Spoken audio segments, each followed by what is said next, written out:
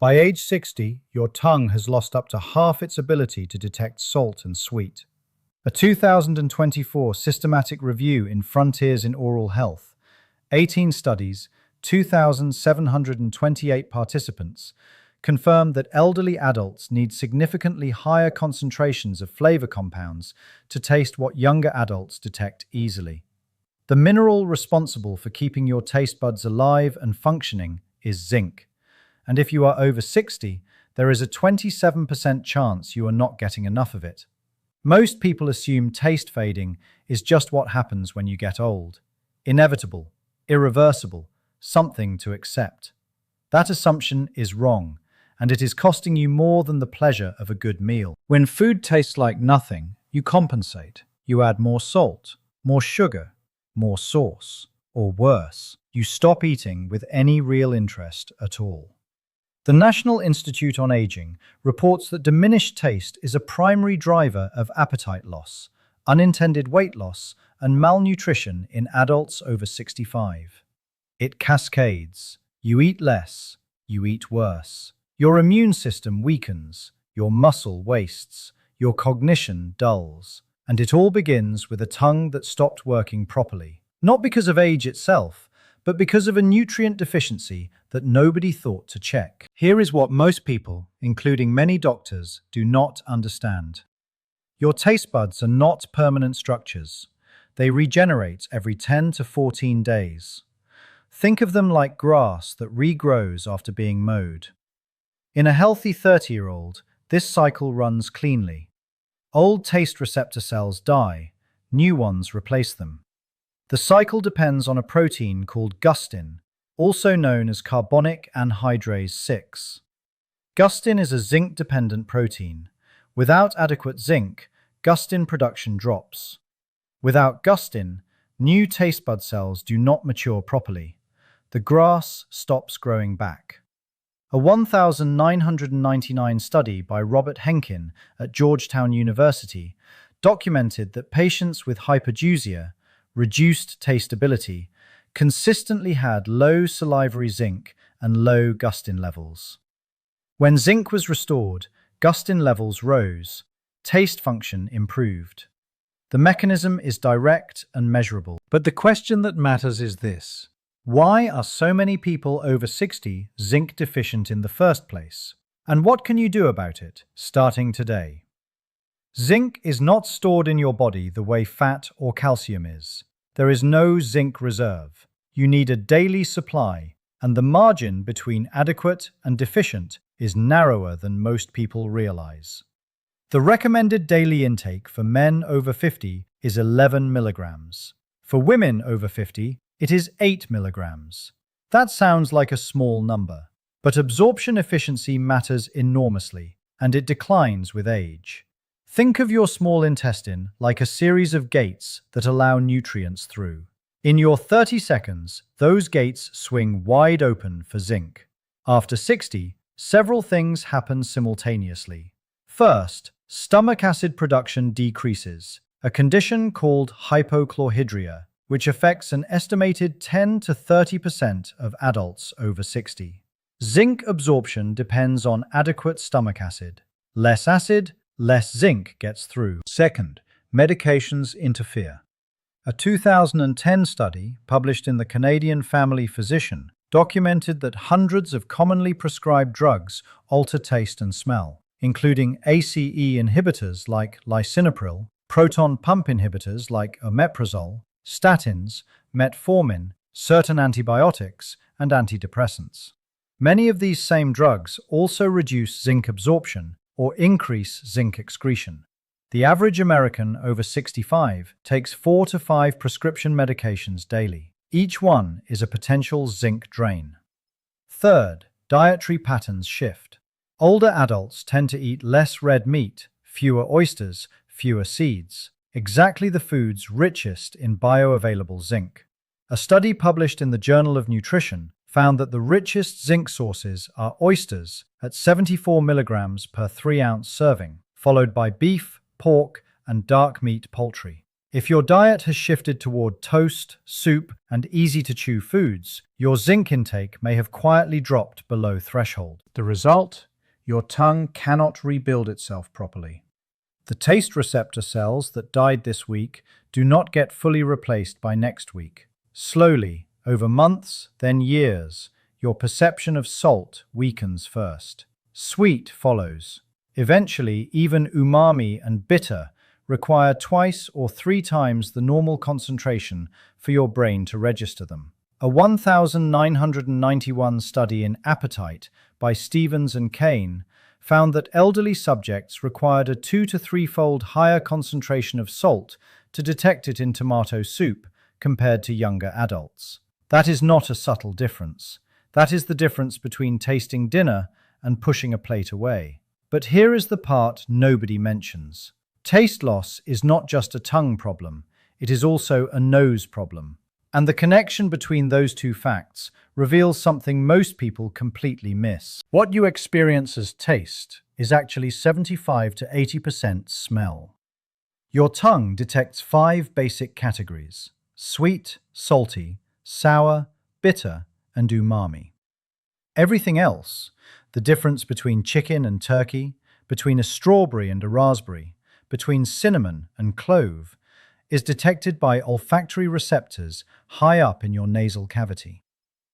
A landmark study by Doty and colleagues at the University of Pennsylvania, published in Science in 1984, tested smell identification ability across 1,955 subjects aged 5 to 99. The results were stark. Olfactory function peaked between ages 20 and 40, began declining in the 50 seconds, and dropped sharply after 60. More than 75% of people over 80 showed evidence of major olfactory impairment.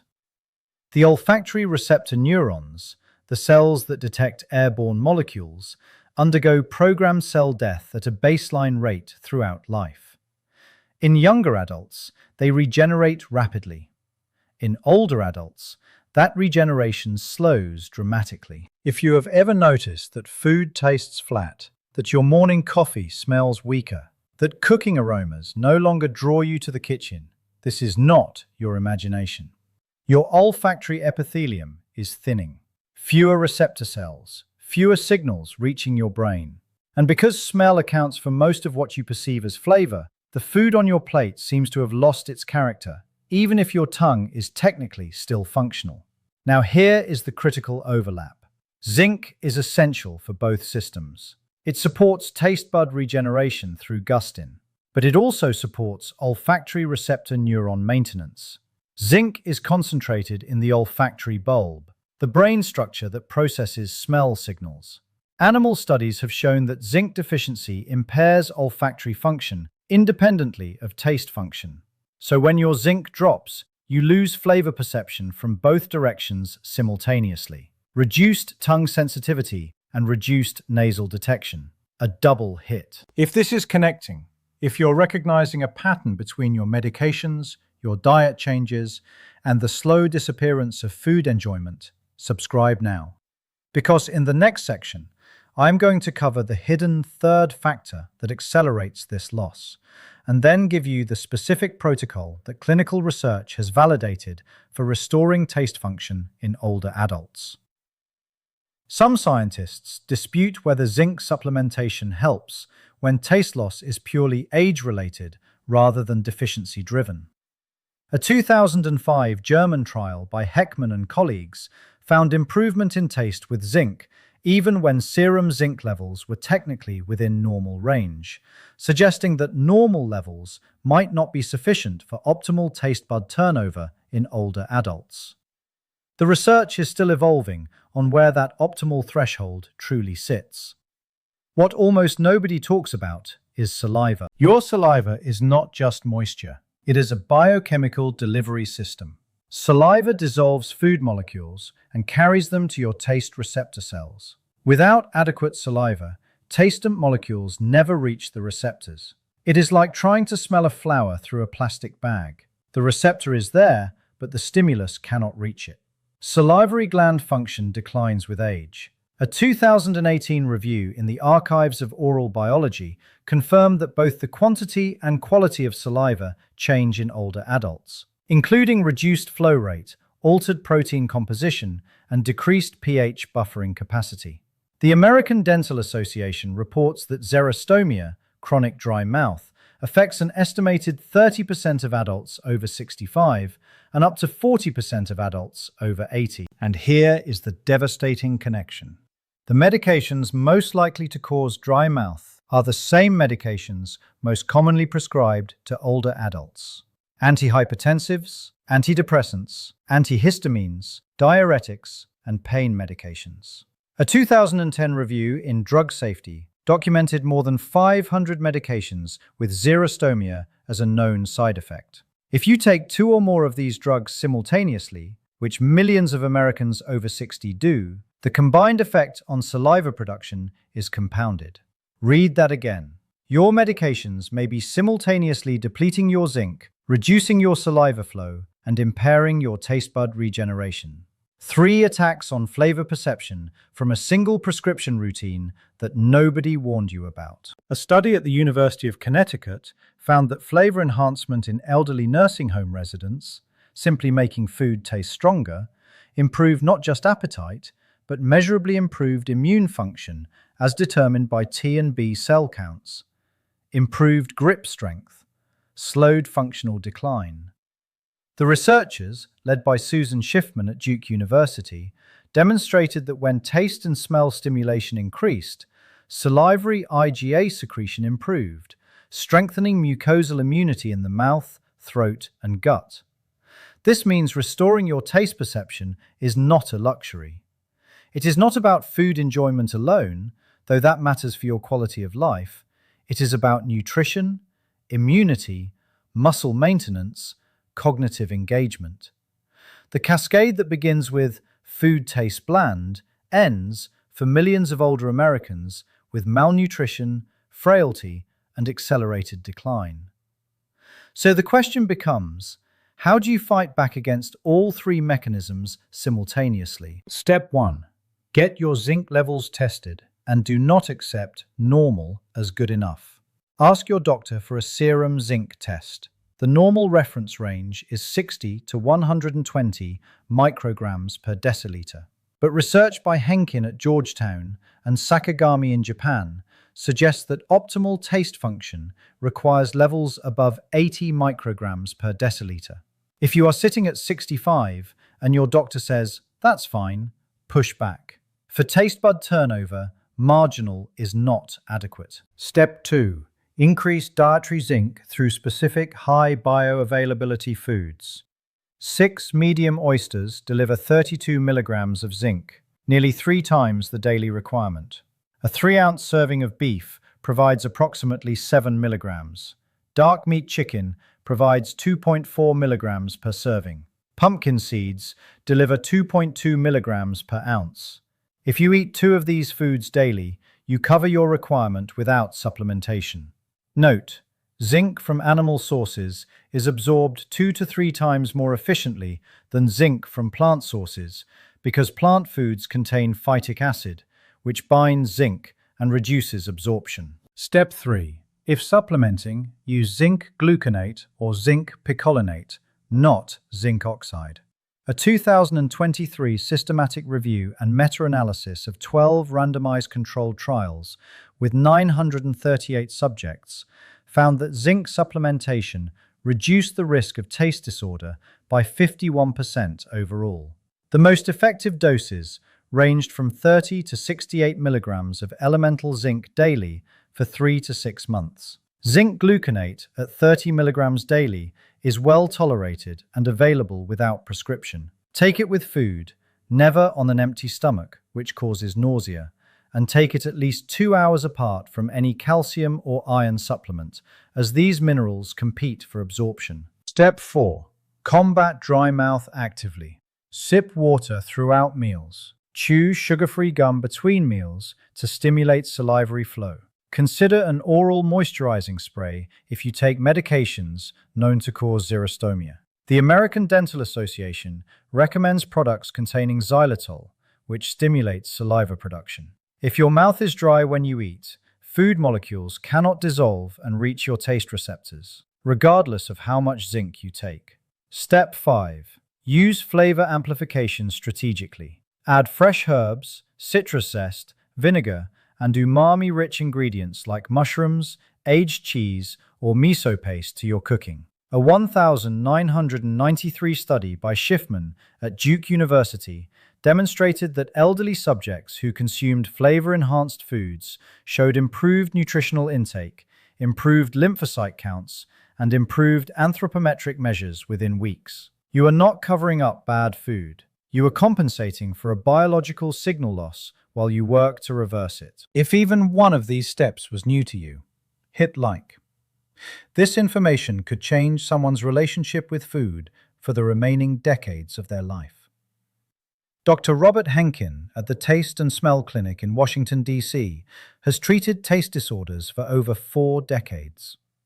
His work consistently demonstrates that zinc repletion, when targeted appropriately, restores Gustin production and measurably improves taste bud regeneration, even in patients who assumed their taste loss was permanent and untreatable. Consider what taste actually means in a human life. It is not trivial. It is not vanity. Taste is the mechanism that connects you to nourishment, to shared meals, to the pleasure that keeps you eating when your body needs fuel. When that connection breaks, everything downstream suffers. You eat less, you eat worse. Your body weakens in ways that show up as frailty, as immune vulnerability, as cognitive fog, and nobody connects it back to the tongue that stopped sending accurate signals. The science here is not ambiguous. Zinc fuels the protein that grows your taste buds. Saliva delivers flavor molecules to those buds. Olfactory neurons provide 80% of what you perceive as food's character. All 3 systems decline with age, but none of them have to collapse. Not if you intervene with specific, evidence-based action. I want to hear from you. Drop a comment. When did you first notice food tasting different? Was it gradual or sudden? And do you take medications that might be contributing without your knowledge? I bet most of you never connected your prescriptions to your plate. You don't lose taste. You stop feeding the system that creates it. That sentence is the entire message of this video, compressed into 12 words. Your taste buds are not dead. They are starving, and starvation is fixable. Share this with someone who has stopped enjoying meals, someone who adds salt to everything and still can't taste it, someone whose appetite has faded and who thinks that is just what happens with age. It does not have to be, and if you have not subscribed yet, next week I am covering what happens to your gut bacteria when you take antacids daily, and why that single habit may be accelerating a dozen problems you have been blaming on age. You will not want to miss it. Your tongue is waiting to work again. Give it what it needs.